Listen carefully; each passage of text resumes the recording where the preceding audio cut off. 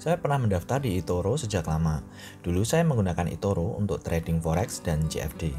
Sekarang saya baru saja mencoba akun baru di eToro. Bukan untuk trading, tapi untuk investasi saham luar negeri. Karena sekarang eToro bisa juga digunakan sebagai platform untuk hold saham jangka lama. Buat teman-teman yang baru menonton channel Investor Receh dan belum subscribe, yuk klik tombol subscribe di bawah agar teman-teman selalu mengetahui update setiap kali channel ini membuat video baru yang pastinya bermanfaat bagi teman-teman. Selamat datang di channel Investor Receh. Video ini saya buat bukan untuk mempromosikan sebuah broker tertentu. Ini adalah video tentang salah satu cara bagaimana berinvestasi pada saham luar negeri. Saya tidak bertanggung jawab atas segala keputusan Anda baik mendaftar atau tidak mendaftar, dan tidak bertanggung jawab atas kerugian yang terjadi dari aktivitas jual beli semua instrumennya. Saya tidak menjamin eToro 100% aman. Harap melakukan riset sendiri-sendiri tentang eToro sebelum mendaftar. eToro ini sudah ada sejak 2007. Konsepnya mirip dengan Stockbit sekarang, yaitu menggabungkan platform trading dengan platform sosial. Artinya di sini kita bisa melakukan aktivitas trading dengan komunitas atau trader-trader dari seluruh dunia. Untuk regulasi, eToro untuk klien dari Indonesia berada di bawah regulasi ASIC dari Australia. Semua broker pasti memiliki resikonya masing-masing, tapi melihat ke belakang sejauh ini menurut saya eToro cukup baik. Kelihatannya teman-teman harus menggunakan VPN untuk mengakses eToro melalui desktop. Jika tidak memiliki VPN, teman-teman bisa mendaftar maupun mengakses eToro melalui aplikasi. Ini adalah dashboard dari akun yang baru saya buka. Minimal deposit awal adalah $200 atau sekitar 3,3 juta.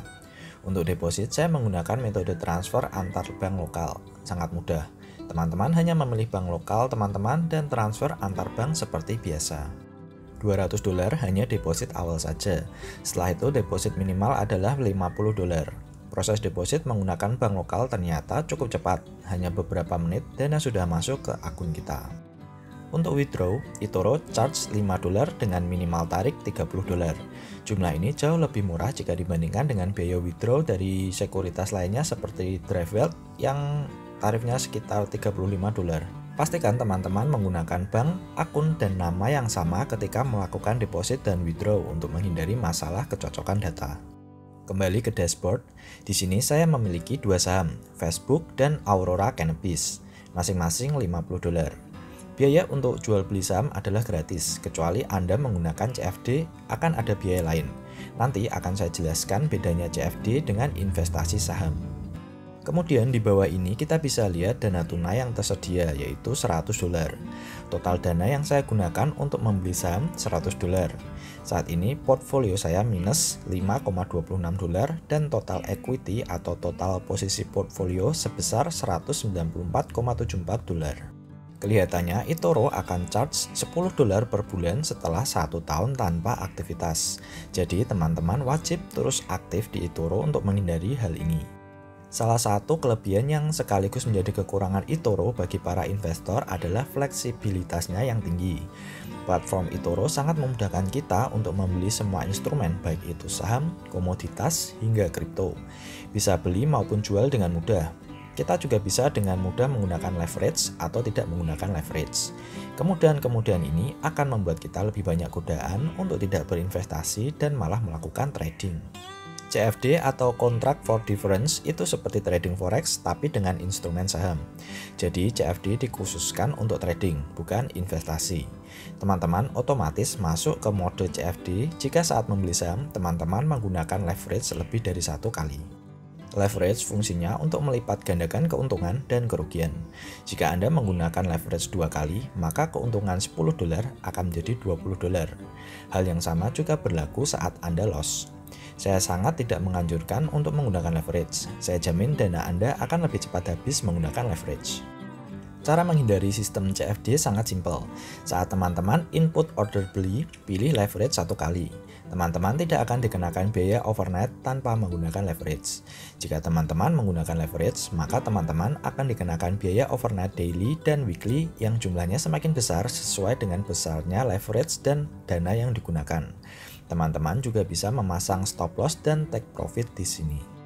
Jika teman-teman tidak menggunakan leverage tapi inputnya order sell, maka otomatis teman-teman masuk mode CFD dan akan dikenakan overnight fee. Karena tujuan kita untuk investasi, jangan sekali-sekali menggunakan leverage. Kita hanya akan buy saja. Jangan tergoda untuk pasang posisi sell pada saham. Untuk memprediksi saham naik saja susah, apalagi memprediksi naik turunnya saham. Saya pernah menggunakan Drivewell untuk berinvestasi pada saham luar negeri, tapi saat ini secara biaya eToro lebih murah. Berikut beberapa kelebihan dan kekurangan eToro. Market di eToro sangat banyak. Teman-teman bisa dengan bebas memilih jenis instrumen yang diinginkan, mulai dari mata uang, indeks, komoditas, hingga cryptocurrency. Jika di Drivewell kita hanya bisa membeli saham, di eToro kita bisa membeli saham dan kripto, semua dalam satu portfolio. Sayangnya, saat ini eToro belum mengcover saham-saham OTC atau over the counter stocks.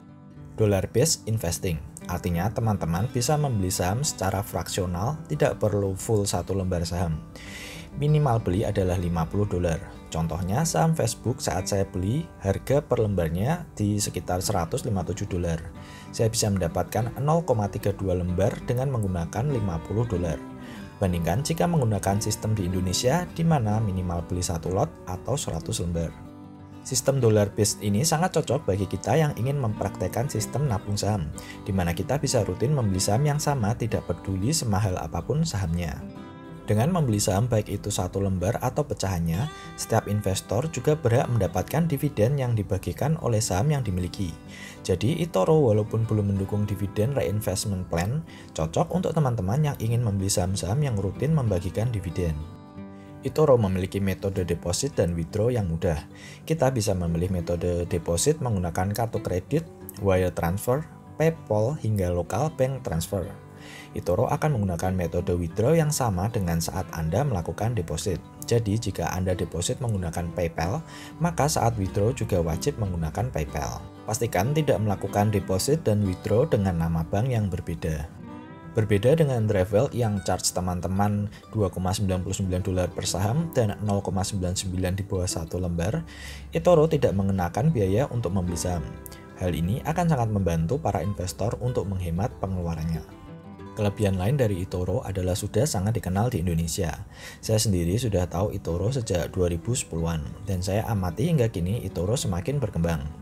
Ketersediaan customer service berbahasa Indonesia dan komunitas lokal yang besar pasti akan lebih memudahkan teman-teman jika ada masalah teknis. Kekurangan lain yang wajib teman-teman perhatikan adalah adanya inactivity fee sebesar $10 per bulan yang akan dikenakan setelah setahun tidak ada aktivitas jual beli dalam akun teman-teman. Tapi hal ini bisa dihindari jika teman-teman rutin menabung saham di eToro. Apalagi dengan biaya membeli saham yang terjangkau, seharusnya teman-teman tidak aktif selama setahun. Jika teman-teman ingin mendapatkan bonus $50, teman-teman bisa menggunakan link atau kode referral yang saya sertakan di kolom deskripsi di bawah. Dengan menggunakan link tersebut, maka setelah akun teman-teman terverifikasi dan melakukan deposit $200, teman-teman akan mendapatkan $50 dan saya juga akan mendapatkan $50. Lumayanlah untuk tambah dana buat nabung saham. Oke teman-teman, di sini saya tidak mempromosikan eToro. Saya hanya share cara untuk berinvestasi pada saham luar negeri. Risiko dan segala keputusan ada di pilihan masing-masing investor. Klik like jika video ini bermanfaat, bagi ke sosmed, dan jangan lupa subscribe.